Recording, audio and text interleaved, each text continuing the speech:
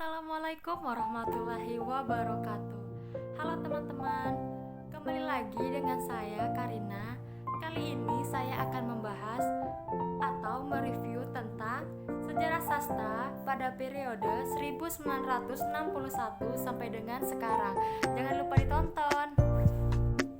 Hakikat sejarah sastra. Hakikat sejarah sastra merupakan intisari yang mempelajari perkembangan karya sastra secara kronologis. Pendekatan sejarah sastra berdasarkan kronologis, maka istilah periodisasi dan angkatan tak terrealisasikan. Yang pertama ada sastra dan politik. Para sastrawan Indonesia menunjukkan perhatiannya kepada dunia politik. Di antaranya adalah Mohyamin dan Rustam Effendi yang terkenal sebagai politikus daripada dikenal sebagai seorang pengarang. Pada tahun 1950 dibentuklah Lembaga Kebudayaan Rakyat atau Lekra yang menganut sistem seni untuk rakyat yang kemudian menjadi organ kebudayaan resmi dari PKI. Karena adanya perbedaan pemahaman, maka muncul seniman budayawan muslimin Indonesia atau Lesbumi yang dibentuk oleh NU serta organisasi lainnya seperti Himpunan Mahasiswa Islam atau HMI dan Pelajar Islam Indonesia atau PII serta lembaga dan partai lainnya. 2. Manifest Kebudayaan dan Konferensi Karyawan Pengarang se-Indonesia. Manifest ini mendapat sambutan baik dari banyak orang.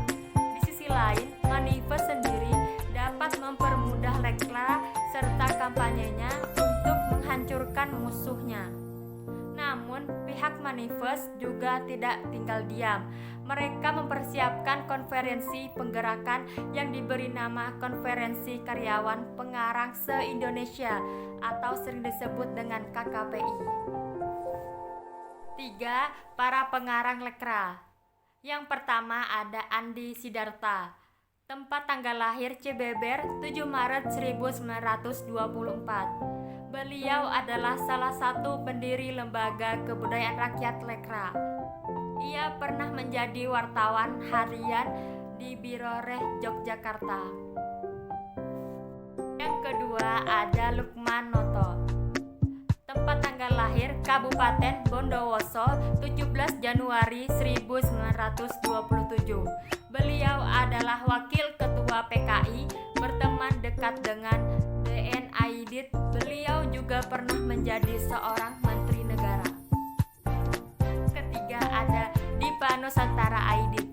Tempat tanggal lahir Boyolali 22 November 1995. Beliau ikut serta dalam memimpin gerakan pemuda di Belitung pada zaman kolonial Belanda dan sempat menjadi anggota DPRS mewakili rakyat Belitung saat Indonesia merdeka. 4. Para pengarang keagamaan. Kumpulan rakyat sastra tentang Islam dan nama pengarangnya. Yang pertama, kumpulan cerpen dan roman berjudul Umi Kalsum dan Perjalanan ke Akhirat. Karya Jamil Suherman diterbitkan oleh penerbit Nusantara.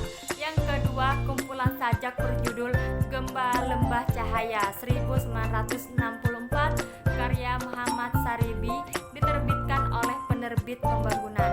Yang ketiga, kumpulan sajak dari 8 orang penyair berjudul Manifest diterbitkan oleh penerbit Tintamas.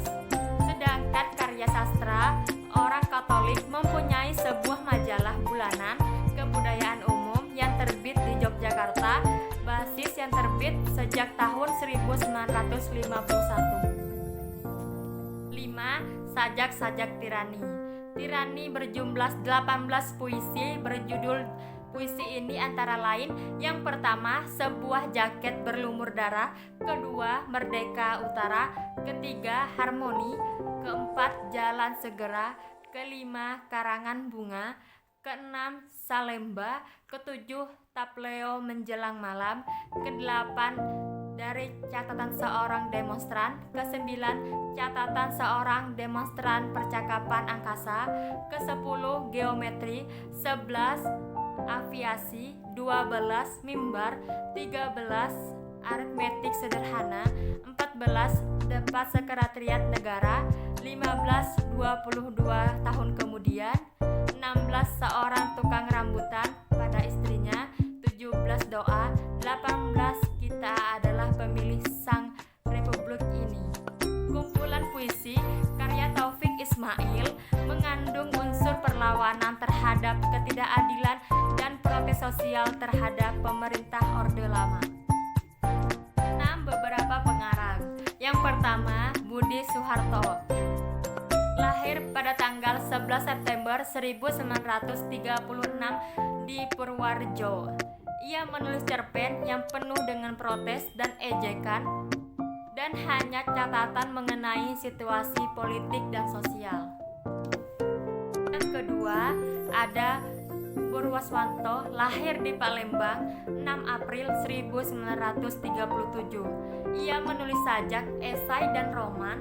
Cerpen-cerpennya dikumpulkan dalam Bumi yang Berpeluh 1963 dan Mereka Akan Bangkit 1964. Ketiga ada Basri Asnin, lahir tanggal 29 Agustus 1939 di Muara II, Palembang. Ia bekerja sebagai anggota redaksi harian Kami.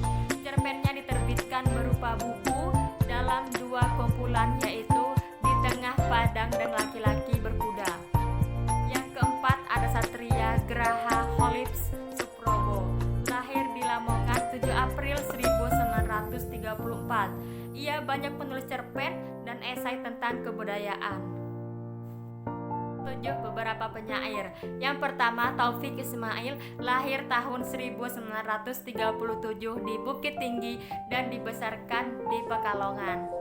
Beliau mengumumkan sajak, cerpen dan esainya sejak tahun 1924. Yang kedua ada Gunawan Muhammad. Sajaknya beliau banyak tersebar dalam majalah, mempunyai suasana sepi dan menyendiri. C. Penyair-penyair lain. Yang pertama ada Saini Kosim atau Saini KM. Yang kedua Profesor Dr. Sapardi Djoko Damono. Yang ketiga Budiman Hartoyo. Keempat Saini KM. Kelima Sapardi Djoko Damono. Keenam Lingkarjo Langsaat Maja. Ketujuh Budiman Hartojo. 8. Para pengarang wanita. Yang pertama, Titi Said, seorang pengarang wanita yang banyak menulis cerpen. Yang kedua, Sugiyarti Siswandi, menulis cerpen yang dimuat dalam lembaran penerbitan Lekra Kumpulan Cerpen di Surga Bumi tahun 1960. Yang ketiga, Susi Aminah Aziz, yang telah menerbitkan kumpulan sajaknya berjudul Seraut Wajahku 1961. Kesembilan ada drama. Yang pertama Moh Diponegoro. Beliau adalah ketua dari grup drama teater di Yogyakarta. Yang kedua Muhammad Yunan Helmi Nasution, pemimpin Himpunan Seniman Budayawan Islam atau HSBI, yang telah menulis serta mementaskan drama karya seperti Iman dan lain sebagainya. 10 ada esai. Pada angkatan 45, para penulis esai dapat dihitung dengan jari. Setelah bermunculan penulis esai yang paling terkenal yaitu Iwan Simanupang, ia banyak melontarkan gagasan dan perspektif. Namun esai di dalam majalah yang pertama memuatnya hampir semua terbenam. Kumpulan esai tentang persoalan sastra telah diterbitkan oleh Satyagraha Horib Suprobo dengan judul Antologi Esai Sekitar Persoalan Sastra 1969. Terima kasih teman-teman semua sudah menyaksikan video review dari saya. Jangan lupa di like, komen, dan subscribe ya teman-teman. Wassalamualaikum warahmatullahi wabarakatuh. Sampai jumpa.